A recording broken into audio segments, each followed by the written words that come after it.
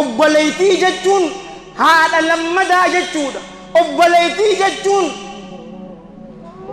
saahiba dhugaa jechuudha. obboleettii dhugaa jechuun yeroo ati hin jiraanne yoo namni hamtu si dhawe tasirraa deebistu, yoo ati isii bira jiraatte ammoo jaalalaan tasirratti arjumtu, yoo safuudhaa fi qaanfiidhaaf jaalala isii si ibsuu baatte isiin qilleensaa fi bishaan daransa jaalattu jechuudha. arrantana irra hedduun namaa obboleettii isaa kamura meeqa jira.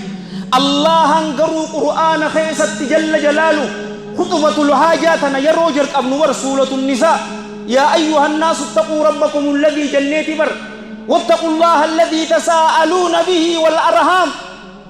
aboo yaa nama ko rabbii je'i waan akkanaa naa godhi jettaan isa san sodaadhaa je'e bar